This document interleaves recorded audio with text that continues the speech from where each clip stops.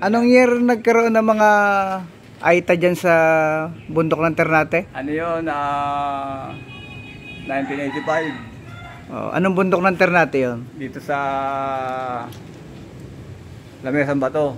Lamesang Bato. Oo, Doon sila nakatira? Oo, tsaka dito sa ibaba ng Quezon. At tsaka yung papunta doon ng Tala. Bundok ng Tala. Oo, yung Tala, yung lugar ng papuntang tunnel. Kay Ibiang. Kay Ibiang. Yun. Ay, ano kinabubuhay nila doon ng mga Aita? Aba, nangunguha sila ng uway, bagin. Uway. Anong ginagawa nila sa uway? Binibenta nila yon. Merong namimili. Doon na mismo sa bundok. Babayaran na sa kanila yon. Tapos hahakutin. Oo, tapos i-deliver yun ng Taguig. Sa Bikutan. May umahakot na truck. Truck, jeep.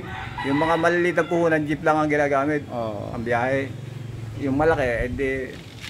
Bukod sa uway, ano pa kinukuha ng mga Aita? Wala na sila, kundi yung ang bagin lang. Bagin. Bagin tsaka yung yung uway na... Binibenta rin nila yung mga bagin? Oo. May namimili natin ba, Saan ginagamit yung uway at saka bagin?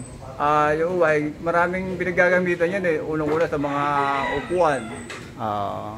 Upuan, basket. Doon. Ay, parang solohiya. Oo.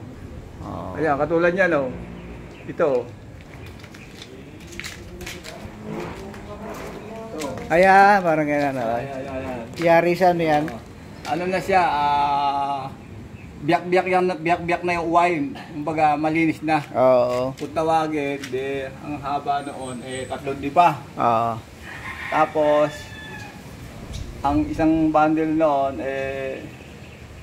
100 piraso. Ganyan biniyak, 100 piraso. Tapos, babaloktutin yon, tatalian. Kung tawagin yung sukong.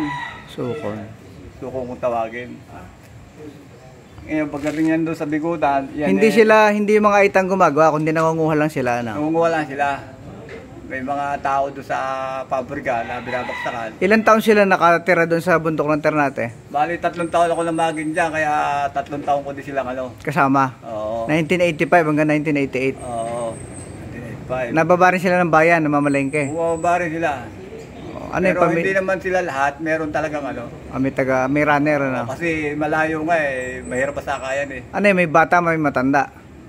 May mga anak din silang kasama. May kasama na rin anak. Pamilya. Maliliit yung mga bata? Maliliit. Tumbok, may itim.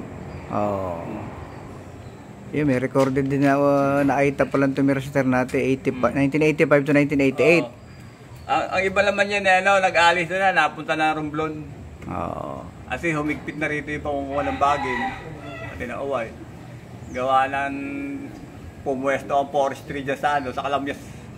Sa Kalamyas, pumuesto sila, nagtayo sila ng barracks dyan. Kaya... Mahigpit humigpit. Humigpit na. Tapos nagkaroon pa ng Marines. Yun, unti-unti na humigpit. Hindi na sila makapag-hanap po, kaya nag-alis sila. Ibang panahon pala ang mga Aita dyan, merong 1700. May 1900. Ito dito nakahiga si Mayor Gulapay nung siya maliit.